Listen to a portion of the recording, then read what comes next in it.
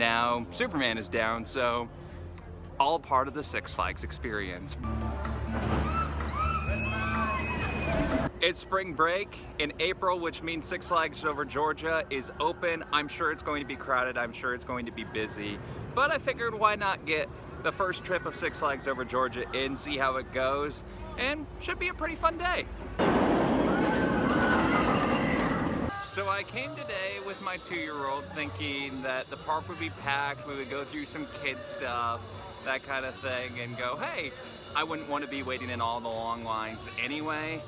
And I haven't been able to fully check it out, but I'm watching Goliath run by and trains are like half empty and there's people here, but it doesn't look like it's that insane. I believe it's spring break here, that's what it says through the park, and I know it's Monday, but still. Now, Twisted Cyclone, shockingly, oh, it's actually testing right now. This is the first time I've seen it test. It hasn't been running, so it's been down, but now it's testing. But I won't be able to ride it anyway because the problem with being single rider Brian is there's no one to leave a 2-year-old with that's while you go ride. So there is a downside to it, but hey, the 2-year-old's great and we're gonna go check out some kids stuff. But yeah, it's not nearly as crowded as I think, and when I actually see a time wait list, I will update that. I've been looking at the app, but it won't give me any times. It says what's open, what's closed, but it will not give me an update on what wait times are, so maybe nothing has a wait. I doubt that, but then again, if Goliath is running half empty, there might be no waits right now.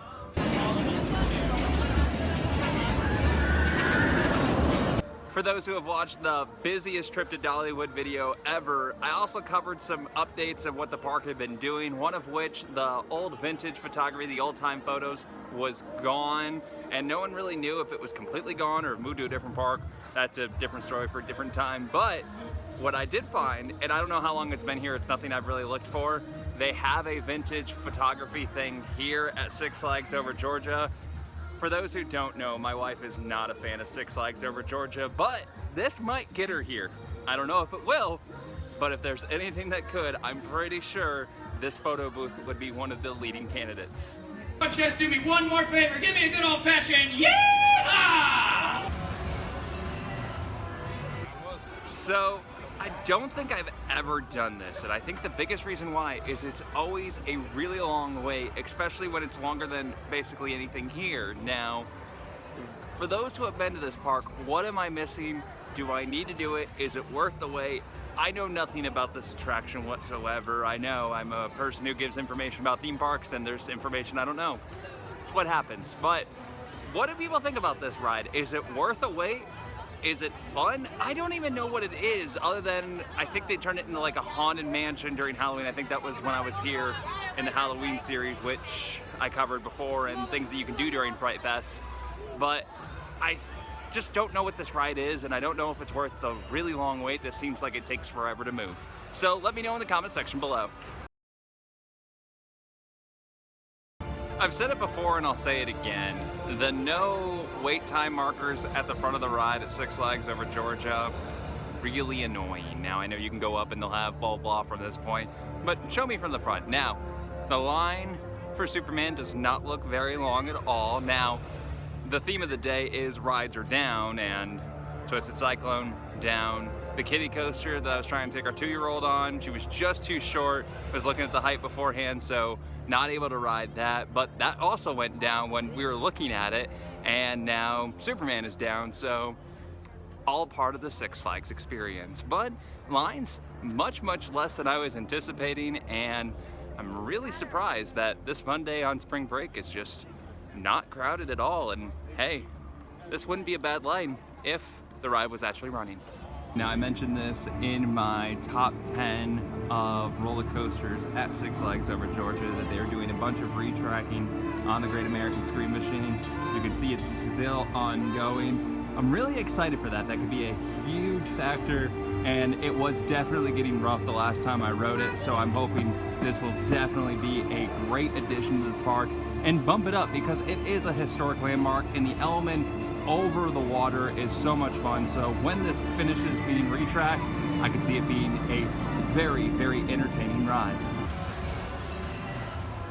Well, I'm here with my kid and I saw, hey, they're allowed to ride, so I know nothing about this, so let's give it a ride and see what it is.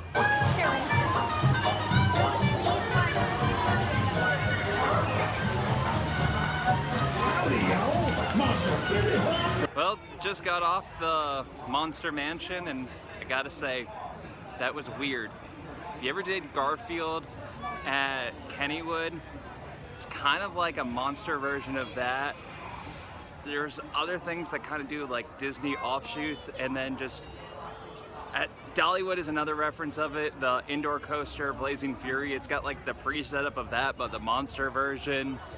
The very like, not the very end where they get the happy ending, but right before that gets a little too intense for a little kid, so keep that in mind. But that got a little scary for the little kid. But apart from that, it's not worth a wait at all, ever.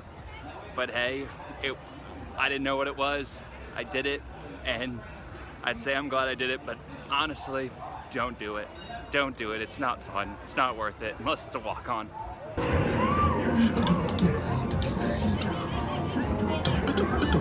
Now, when I first got here about 1 in the afternoon, the ride was testing once, but I hadn't seen it test before, and during the video, as you saw, it was testing.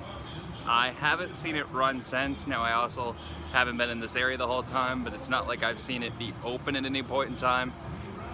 Just sad, because Rocky Mountain Construction is such a great manufacturer, but the rides do experience way, way too much downtime.